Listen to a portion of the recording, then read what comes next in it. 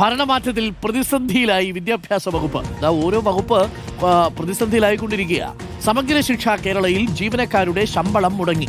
അധ്യാപകരും അനധ്യാപകരുമടക്കം 6000 ജീവനക്കാരാണ് പ്രതിസന്ധിയിലായത്.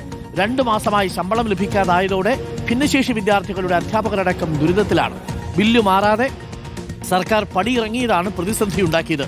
സ്കൂളുകൾ തുറക്കാനിരിക്കെ എന്ത് ചെയ്യണമെന്നറിയാതെ ആശങ്കയിലാണ് ജീവനക്കാർ. ഗോപാൽ ശിലാസനലുണ്ട് കൂടുതൽ വിവരങ്ങളുമായി. ഗോപാൽ ശിലാസനൽ, ഇനിയിപ്പോൾ പുതിയ സർക്കാർ വന്ന് സത്യപ്രതിജ്ഞ കഴിഞ്ഞ് നിയമസഭയിലും സത്യപ്രതിജ്ഞയൊക്കെ ചെയ്ത് ഫയൽ നീക്കി വരുമ്പോഴേക്ക് സമയമാകുമല്ലോ. എന്തായാലും ഇന്നിപ്പോ തീയതി 13 ശമ്പളം കിട്ടിയിട്ടില്ല. വല്ലാതെ ദുരിതത്തിലാണോ?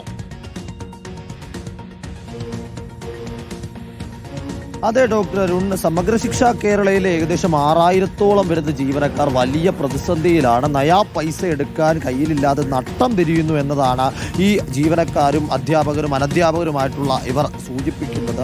മെയ് മാസത്തെയും ഏപ്രിൽ മാസത്തെയും ശമ്പളമാണ് ഇതുവരെയും വിതരണം ചെയ്യാത്തത്. അതിന് പ്രധാനപ്പെട്ട കാരണം ഈ ബില്ലുകൾ മാറുന്നതിന് വേണ്ടിയുള്ള കാലതാമസം ഉണ്ടായതാണ്. ബില്ലുകൾ മാറാതെ നിലവിലുണ്ടായിരുന്ന LDF സർക്കാർ പടിയിറങ്ങിയത് വലിയ തിരിച്ചടിയായി. പുതിയ സർക്കാർ സമയബന്ധിതമായി വരികയും അവർ ബിൽ മാറി ശമ്പളം അനുവദിക്കുകയും ചെയ്യും എന്നതായിരുന്നു ജീവനക്കാരുടെ പ്രതിസന്ധി. എന്നാൽ പുതിയ സർക്കാർ അധികാരത്തിൽ ഏൽക്കുന്നതിന് വേണ്ടി ഉണ്ടാകുന്ന കാലതാമസം തങ്ങളുടെ ഭാവിയെയും തങ്ങളുടെ കുട്ടികളുടെ ഭാവിയെയും വല്ലാത്ത രീതിയിൽ ബാധിക്കുന്നു എന്നതാണ് ഇപ്പോൾ ജീവനക്കാർ വ്യക്തമാക്കുന്നത്. അതിനോടൊപ്പം തന്നെ SSK പ്രോജക്ട് ഡയറക്ടറായിരുന്ന സുപ്രിയ ഈ സർക്കാർ മാറിയതോടുകൂടി തന്നെ രാജിവെച്ചൊഴിഞ്ഞതും വലിയ തരത്തിലേക്ക് പ്രതിസന്ധി ഉണ്ടാക്കി. ഇപ്പോൾ SSKയുടെ ചുമതലക്കാരനായ ഒരാളില്ലാത്ത, അല്ലെങ്കിൽ തങ്ങളുടെ പ്രതിസന്ധികൾ ബോധിപ്പിക്കാൻ പോലും ഒരു ഉദ്യോഗസ്ഥരില്ലാത്ത സ്ഥിതി ആ മേഖലയിൽ ഉണ്ടാകുന്നു എന്നതാണ് ഇതിൽ ഏറ്റവും പ്രധാനമായി സൂചിപ്പിക്കേണ്ടതായിട്ടുള്ള ഒരു കാരണം.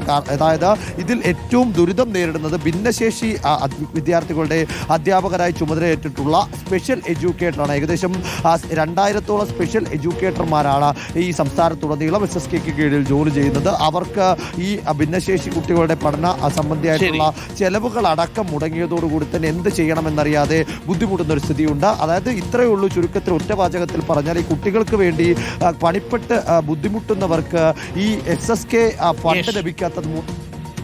Okay, thank you. ഗോപാൽ ശിലാസനലാണ് വിവരങ്ങൾ നൽകിയത്. കാര്യങ്ങൾ പാവം ഭിന്നശേഷി വിദ്യാർത്ഥികളുടെ പഠനത്തെയൊക്കെ ബാധിച്ചു തുടങ്ങിയാൽ നമ്മൾ ഈ റിപ്പോർട്ട് ചെയ്യുന്ന പോലെയൊന്നും ആയിരിക്കില്ല. കാര്യങ്ങൾ കൈവിട്ടു പോകും. എല്ലാവരും അതൊക്കെ ഓർമ്മിച്ചാൽ നല്ലത്.